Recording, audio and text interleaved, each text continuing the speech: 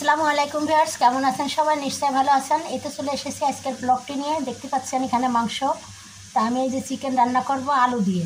তা আমি এই যে আলু আর চিকেন একসঙ্গে কেটে দিয়ে রেখেছি।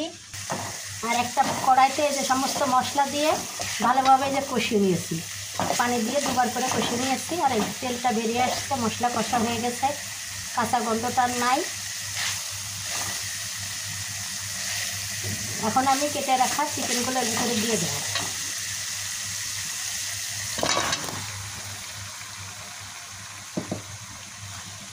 এখন নেড়ে ছেড়ে ভালোভাবে কষিয়ে নেব। ভিউয়ার্স, আমার এই যে চিকেন কষা হয়ে গিয়েছে, এই যে তেল বেরিয়ে আসছে।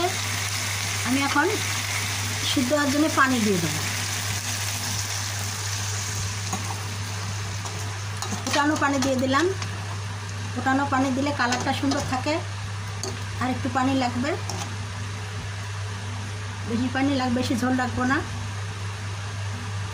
আলুটাও সিদ্ধ হয়ে আসছে। আর সামান্য একটু পানি দিয়ে ফুটে উঠলে আমি ফিরে আসছি। ভিউয়ার্স, এই যে আমার চিকেন রান্না করা হয়ে গেছে, আমি এখন সার্ভ করে নেব। আশা করি আপনাদের ভালো লেগেছে। আর যদি ভালো লেগে থাকে লাইক কমেন্ট শেয়ার দিয়ে আমার পাশে থাকবেন। ঢেঁড়স ভাজি করলাম, আলু সেখানে করে কেটে দিয়ে একটা আলু দিয়েছি, দিয়ে ভাজি করেছি। এখন আমি সার্ভ করে নেব।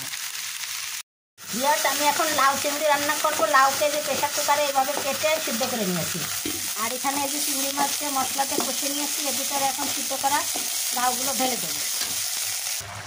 সবজিগুলো ঢেলে দিয়েছি, এখন ভালোভাবে মিশিয়ে দিয়ে একটু রসটা শুকিয়ে নেব, তারপরে সার্ভ করে নেব। ভিউয়ার্স, আমার এই যে লাউ ডাল রান্না করা হয়ে গিয়েছে, নিশ্চয়ই ভালো লেগেছে। খুবই ঝটপট করে আমি রান্না করি, আপনারাও এভাবে আমার মতন ঝটপট করে রান্না করবেন। সময়ও কম লাগবে, গ্যাসও বাঁচবে। তো এখন আমি রান্না করব খাসির মাংস। ভিউয়ার্স, আমি এখন রান্না করব খাসির মাংস। এখানে প্রায় 4 কেজি মতো মাংস আছে। তা আমি এখানে সমস্ত মশলা দিয়ে দিয়েছি। এখন এটাকে ভালোভাবে মাখিয়ে নেব। একটু টমেটো সস দিয়ে দিয়েছি, দিয়ে মাখিয়ে নিয়ে তারপরে 10 মিনিট মতো রেখে দিয়ে তারপরে আমি চুলাটা ধরিয়ে দেবো। সরিষার তেল দিয়ে দিয়েছি। এই যে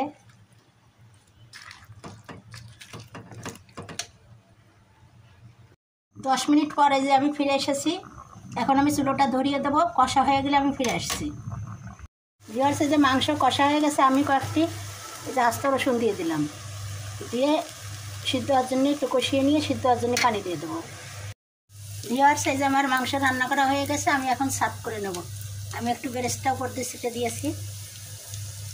খাসির মাংসের একটা কেমন গন্ধ লাগে, তাই একটু বেরেস্তা ভেজে দিলে আর গন্ধটা লাগে না। ভালো লাগলে লাইক কমেন্ট শেয়ার দিয়ে আমার পাশে থাকবেন। আজকের মতো বিদায় নিচ্ছি। আল্লাহ হাফেজ।